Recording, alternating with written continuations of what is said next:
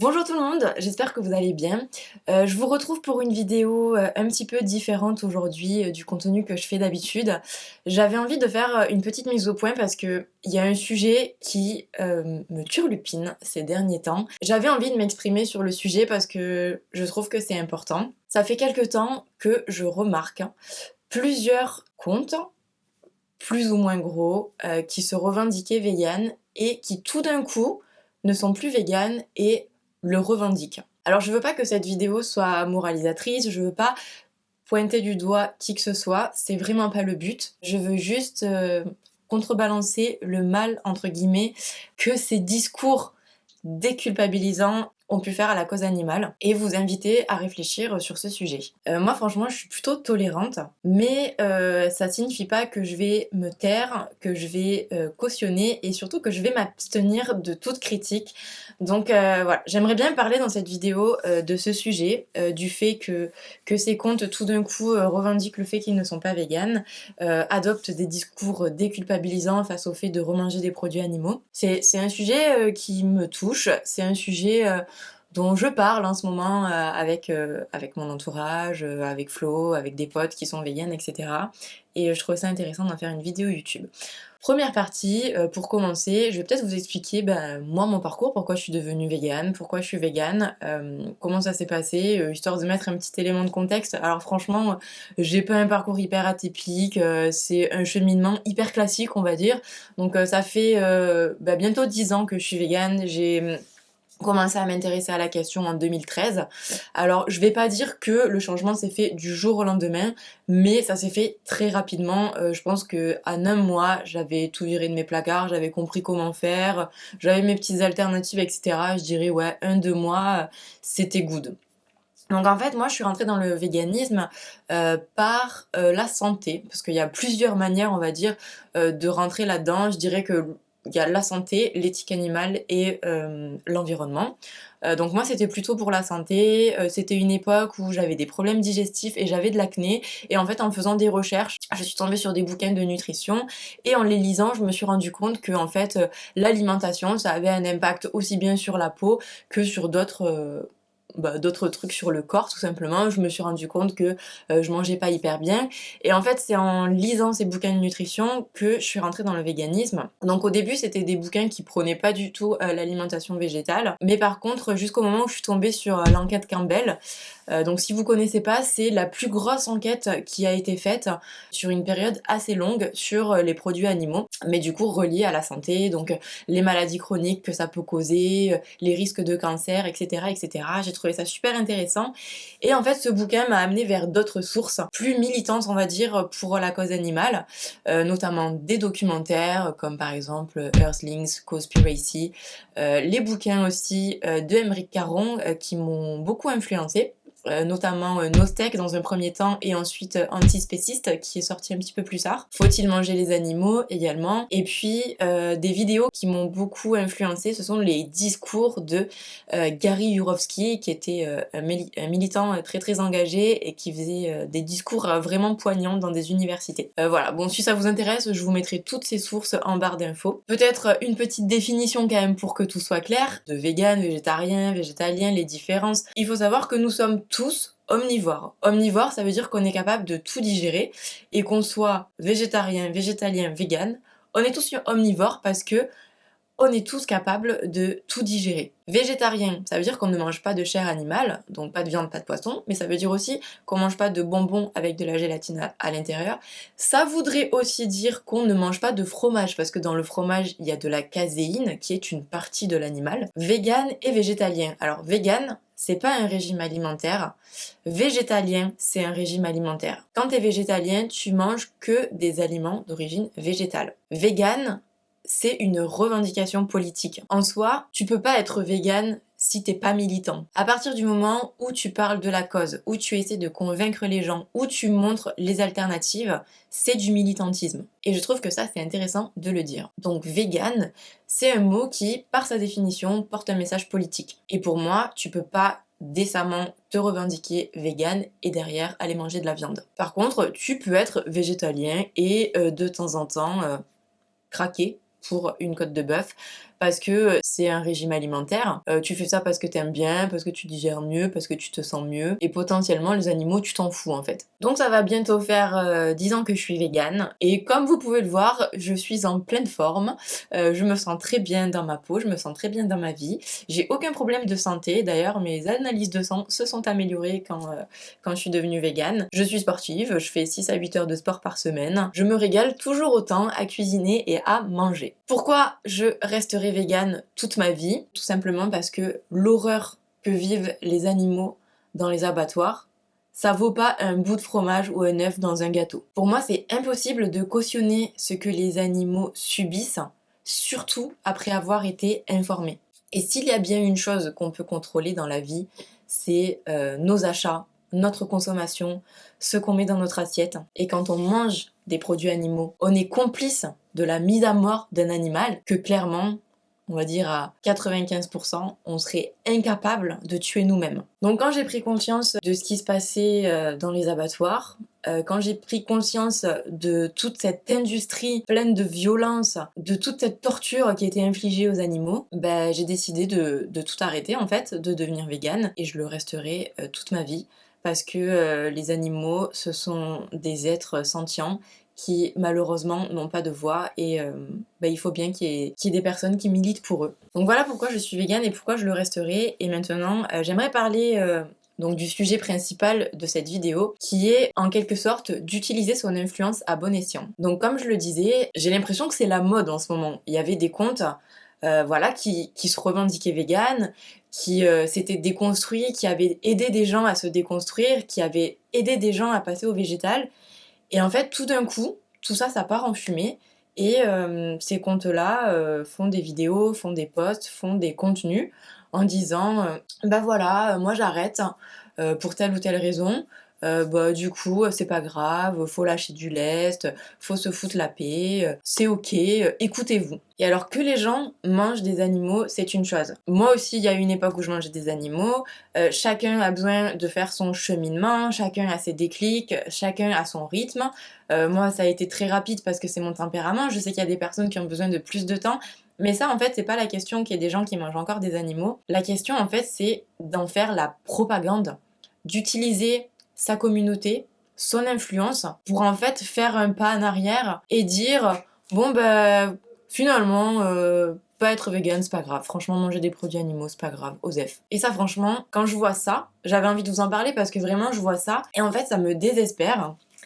En fait, ça me met presque les larmes aux yeux parce qu'en fait, je sais, je veux dire, je me suis informée, je sais ce qui se passe dans les abattoirs, je sais quel est le sort qui est réservé aux animaux, et en fait, quand je vois qu'on repart en arrière comme ça, pour moi, c'est un petit peu dur à accepter, je vous avoue. Depuis que je suis végane, je fais vraiment tout mon possible pour véganiser mon entourage, mes proches. J'ai rendu mes parents quasiment véganes, enfin, même si, bon voilà, mon père mange encore un petit peu de poisson, ils achètent de temps en temps des œufs, etc. Mais en fait, quand je vois le chemin que je leur ai fait parcourir, je suis quand même hyper fière de moi. J'ai beaucoup influencé aussi mes amis. Alors, évidemment, voilà, ma famille n'est pas à 100% végane. J'ai plein d'amis qui sont pas véganes. C'est pas ça le sujet. Mais en tout cas, je fais de mon mieux. J'essaie vraiment de faire changer les gens, de planter des petites graines et de montrer que c'est possible. Je le fais avec mes proches, mais je le fais aussi avec ma communauté. Alors, ce type de vidéo comme je fais aujourd'hui, c'est pas trop mon style, je le fais pas souvent. Moi, c'est vrai, mon truc, c'est de montrer les alternatives, de montrer comment on peut faire pour, faire des pâtisseries, des gâteaux, des choses comme ça. Et en fait, on pourrait croire que, oui, ok, partager des recettes de gâteaux vegan sur Internet, franchement, à quoi ça sert, on s'en fout un peu. C'est pas ça qui va changer le sort des animaux dans les abattoirs, le sort des vaches, des poules, machin, qui se font zigouiller. Mais moi, je considère vraiment que en faisant ce que je fais, j'ai mon rôle dans ce combat, je fais les choses à ma façon, je fais avancer la cause à ma façon, et je pense vraiment que mon contenu, il a son efficacité autant que les militants qui sont sur le terrain. Et justement, je trouve que en montrant les belles choses qu'on peut faire en végétal, ça permet après par la suite aux gens de mieux accueillir les arguments d'éthique animale, parce que justement ça montre qu'on va rien sacrifier de son plaisir gustatif, qu'on mange plein de trucs hyper bons. Je pense que je suis Franchement, la preuve, quand vous regardez mes vlogs, vous voyez bien que je suis une bonne vivante, j'adore manger des trucs bons. Enfin, avec Flo, on prépare tout le temps plein de trucs super bons, on se fait plaisir, on se régale. Et je pense qu'en montrant ça, justement, ça permet de mieux accueillir après tous les arguments pour le véganisme. C'est pour ça que quand je vois des comptes qui sont quand même, bon ça dépend lesquels, mais qui sont quand même plus ou moins suivis, qui se revendiquaient véganes et qui tout d'un coup font une ode à ne plus être végane, je suis vraiment désespérée. Mais alors ce qui me choque encore plus, c'est les commentaires des gens. J'ai scrollé et franchement, ça m'a fait du mal. Il y a pas mal de trucs qui reviennent régulièrement dans les commentaires. Déjà, il y a beaucoup de gens qui remercient ces créateurs et ces créatrices de contenu pour leur discours déculpabilisant. Ils disent que voilà, ça leur fait du bien, ça les déculpabilise. Mais en fait, si vous regardiez toutes les vidéos, tous les reportages que j'ai vus, avec des images hyper violentes, du sort qui est réservé aux animaux dans les abattoirs, si vous voyez comment finissent les vaches laitières, les veaux, les poules pondeuses, je pense que vous comprendriez la frustration que je ressens face à ces discours déculpabilisants sur des comptes qui sont quand même suivis par un certain nombre de personnes. Parce que voilà, je sais que toutes ces personnes qui vont regarder ces vidéos déculpabilisantes, qui vont lire ces posts déculpabilisants, bah, ils vont se dire bah, si elles s'en fout, moi aussi je peux m'en foutre. Ces personnes elles vont être influencées en fait par ces discours de ces personnes qu'elles suivent, desquelles elles se sentent proches, qu'elles suivent depuis des années. Elles vont se dire bah oui, arrêtons de nous culpabiliser, on s'en fout. Et le problème c'est qu'on a tous grandi conditionnés par cette idéologie violente qui dit que c'est normal, c'est naturel et c'est nécessaire de manger de la viande. Il y a des croyances qui se transmettent de génération en génération et qui, la majorité du temps, ne sont pas du tout questionnées. Et en vrai, la consommation de produits animaux, c'est pas du tout un choix conscient. C'est-à-dire qu'on on grandit, on mange de la viande, nos parents ils nous donnent de la viande, et puis c'est des trucs qu'on remet pas spécialement en question. En fait, c'est juste confortable de pas remettre en question nos habitudes, de pas remettre en question le système global, et c'est forcément plus facile de trouver des justifications à nos comportements, même nos comportements les plus immoraux. Donc on est conditionné à manger de la viande, et en fait, aller acheter sa barquette de blanc de poulet au Monoprix, c'est un acte qui est complètement banal. Mais heureusement, il y a des personnes qui ont déconstruit tout ça. Il y a des personnes qui ont fait leur petit cheminement, qui ont réfléchi, qui se sont informées. Et parmi ces personnes-là, il y en a qui ont expliqué leur cheminement sur Internet, qui ont aussi aidé d'autres personnes à se déconstruire. Et tout d'un coup, on observe ce retour en arrière. Et en fait, j'ai l'impression que tout ce travail fait, il est réduit à néant. Alors je dis pas que je détiens la vérité, je veux pas imposer mes convictions, mais j'aimerais juste en fait qu'on prenne la mesure de ce discours déculpabilisant et qu'on prenne la mesure aussi de toutes ces excuses qui perpétuent ce conditionnement violent dans lequel on a tous grandi. Et perso, moi je trouve ça complètement contre-productif d'utiliser son influence pour partager ce type de discours et en fait d'influencer tout simplement les gens à faire des pas en arrière. Donc voilà, il y a ces commentaires qui remercient ces discours déculpabilisants, et il y a aussi ceux qui disent non mais dans la vie il faut mettre des nuances, c'est bon, manger un peu de viande de temps en temps, c'est pas si grave. Alors déjà, je me méfie des gens qui disent de temps en temps. Parce que souvent, quand on te dit non, mais moi je mange pas beaucoup de viande, c'est vraiment une fois de temps en temps. En général, quand on demande à ces gens, c'est quand la dernière fois que t'as mangé de la viande, souvent c'était à midi ou hier soir. Hein. Donc ça, je me méfie. Et alors, je peux concevoir, et encore, qu'on passe du véganisme au végétarisme. Je peux. Allez, je peux si je fais un effort, je peux le concevoir.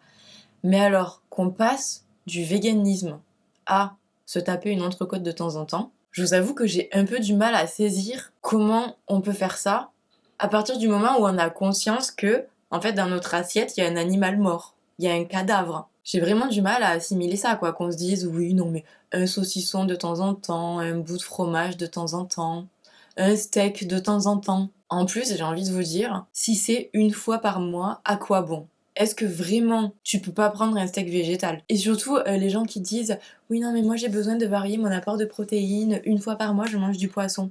Est-ce que vraiment ces 200 grammes de poisson une fois par mois, ça va changer quelque chose à ta vie, à ta santé, à ton système digestif, j'en sais rien. Ça va faire rien du tout. 200 grammes de poisson une fois par mois. En fait, si t'en es à ce stade-là, pourquoi le manger? Ça sert à rien. D'un point de vue nutritionnel, ça sert à rien. Donc non, désolé, un peu de viande de temps en temps, c'est pas si grave. Ben si, c'est grave. Et d'ailleurs, j'ai envie de faire une petite comparaison avec d'autres causes, même si en vrai la comparaison elle est pas assez forte, parce que dans les exemples que je vais vous donner, il n'y a pas derrière la mise à mort en masse d'individus. Mais par exemple, quand tu te revendiques antiraciste, est-ce que aller une petite blague raciste de temps en temps, ça passe?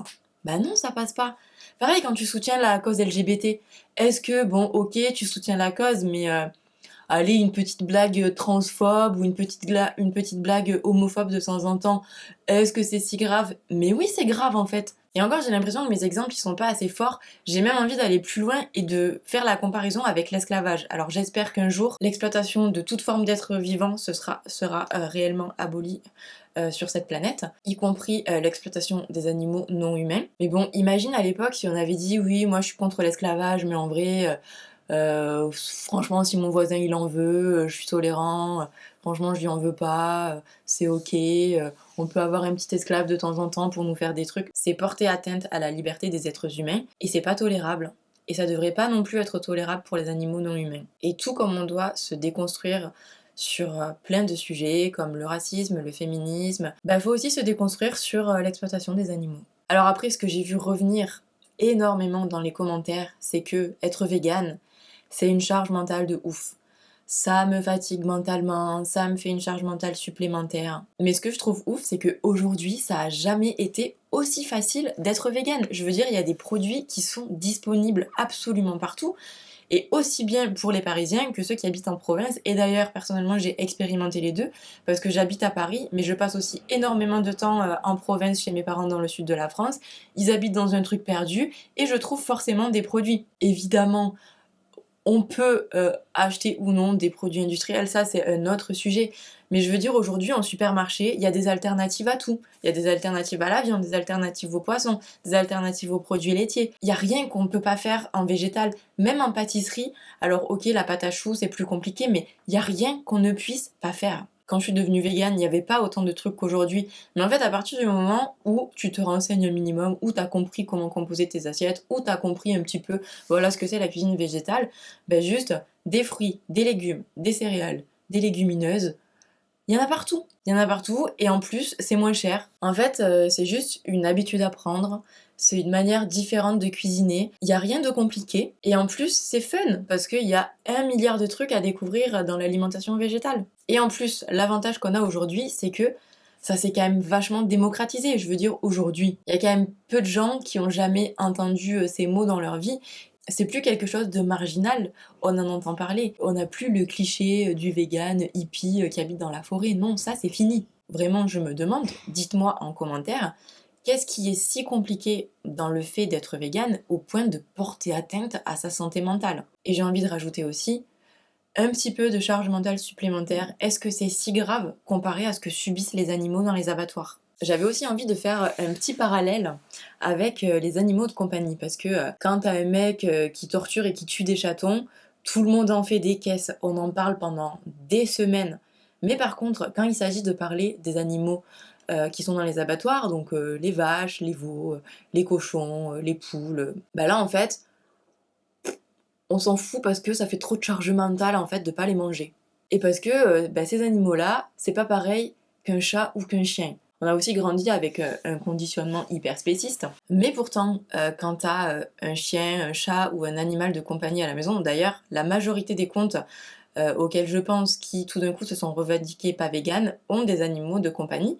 Et je me dis, bah là tu l'acceptes la charge mentale, parce que quand t'as un chat ou un chien, bah tu dois t'en occuper, c'est de la charge mentale, mine de rien. Quand il a des problèmes, bah, du coup, tu dois l'amener chez le vétérinaire, tu dois t'en occuper, tu dois le soigner. Ça fait de la charge mentale. Mais ça, pourtant, cette charge mentale-là, tu l'acceptes. Alors pourquoi tu l'acceptes pas pour les animaux que tu manges? Je parlais de ça avec Flo. Il m'a dit un truc intéressant. Il m'a dit, mais en fait, quand t'es végane, t'as pas de charge mentale. Parce qu'en fait, c'est un acte militant, c'est un acte politique d'être végane. Et végane, ça veut dire par essence que tu milites. Si t'es juste en mode ouais, moi je préfère manger végétal parce que c'est mieux pour ma santé, je digère mieux, etc. Ok, c'est cool. Là, ça peut te faire une charge mentale parce que t'oses pas. Rien que d'aller dans une soirée avec tes potes et dire bon ben moi les gars, je suis végane, je mange pas de produits d'origine animale, bah, soit je ramène ma barquette, soit si t'es ok pour me préparer un truc vegan, voilà. Rien que ça, c'est un acte politique. C'est un acte politique qui montre ses engagements, qui montre ses convictions. Et ça, c'est le geste zéro. C'est vraiment oser le dire à ses amis parce que potentiellement tu vas être jugé, potentiellement tu vas subir des critiques, mais c'est vraiment le geste numéro un. C'est s'affirmer, affirmer ses convictions. Et en fait, c'est pareil pour toutes les autres causes.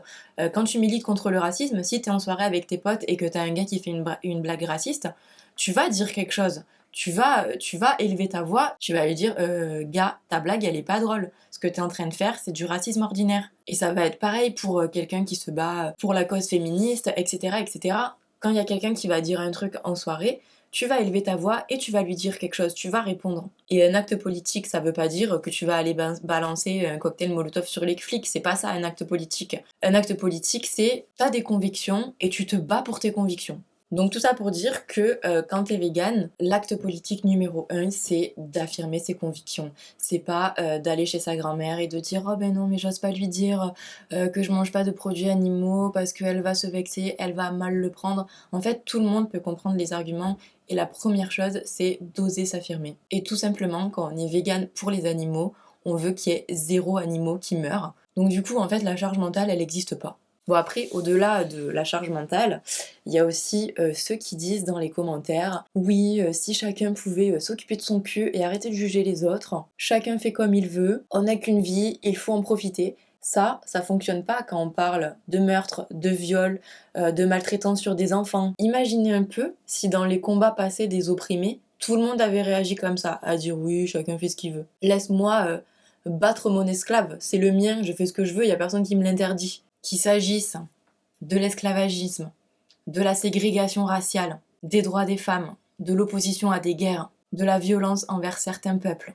Il a bien fallu qu'un jour, il y ait une personne qui sorte de la masse pour dire non. Et pour les animaux, c'est pire parce que les animaux, ils n'ont pas de voix. Ils peuvent pas parler pour eux-mêmes, ils peuvent pas s'élever contre nous. Et ces animaux, ben on est responsable d'eux et cette responsabilité, elle commence par le choix de ce qu'on met dans nos assiettes. Et non, tout le monde fait pas ce qu'il veut. On peut plus penser de manière individuelle. Mais ça, je pense que c'est nos petites habitudes d'occidentaux de penser que pour sa pomme. Je pense vraiment qu'il faut qu'on comprenne que si on change tous notre manière de consommer, alors progressivement, chacun à son rythme, on pourra changer le monde. Alors peut-être que c'est naïf ma façon de penser, mais j'y crois vraiment. Et ça, bah, j'essaie de l'affirmer haut et fort, voilà, sur mes réseaux sociaux, aujourd'hui sur ma chaîne YouTube. Parce que quand on reste neutre, hein, silencieux, quand on se prononce pas face à une cause, bah, ça aide jamais les victimes. Alors ce que je vous invite à faire, c'est à ne pas fermer les yeux face à ce que subissent les animaux. Et surtout, je vous invite à arrêter de toujours penser qu'on peut faire ce qu'on veut parce que ça arrange notre petite personne. C'est important de remettre en question les modèles traditionnels parce que c'est vraiment important qu'on aille vers une société qui soit plus bienveillante et plus juste envers les animaux. Alors ça, c'était voilà quelques commentaires qui m'ont marqué. Mais évidemment, ce genre de contenu, c'est la porte ouverte à tous les arguments anti-vegan possibles. C'est pas bon pour la santé, tu vas être carencé en protéines, tu vas être carencé en je sais pas quoi. On est fait pour manger de la viande, les hommes préhistoriques mangeaient de la viande, c'est la loi de la nature, le lion mange la gazelle. Et alors le soja, tout le monde fait un plat du soja. Oui, le soja, il y a des œstrogènes, tu vas avoir les seins qui poussent. Alors franchement, si on avait les seins qui poussent en mangeant du soja, croyez-moi, je le saurais. Et je pense que depuis le temps d'ailleurs, j'aurais pas des si petits seins, vous voyez. Je vais pas débunker les arguments anti-vegan un par un, parce que sinon cette vidéo durerait environ 4 heures. Mais en tout cas, je vous mettrai des ressources en barre d'infos.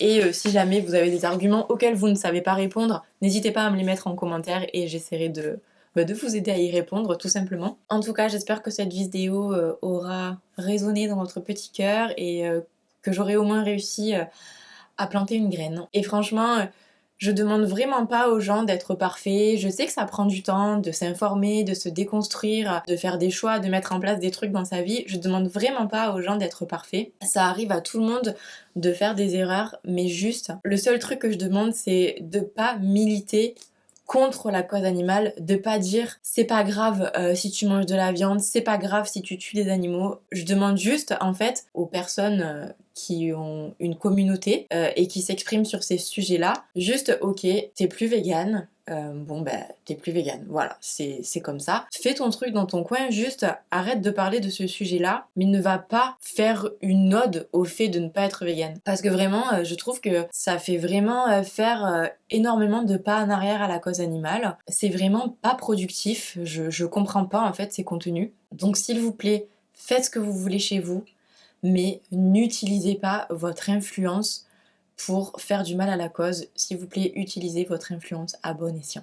Sur ce, n'hésitez pas à prendre la parole en commentaire et à partager cette vidéo. Je vous mets en barre d'infos des ressources qui ont été très intéressantes pour moi, qui m'ont aidé à devenir végane. Et puis, je vous donne rendez-vous la semaine prochaine pour une vidéo un petit peu plus légère. Je vous fais des bisous et je vous dis à très vite.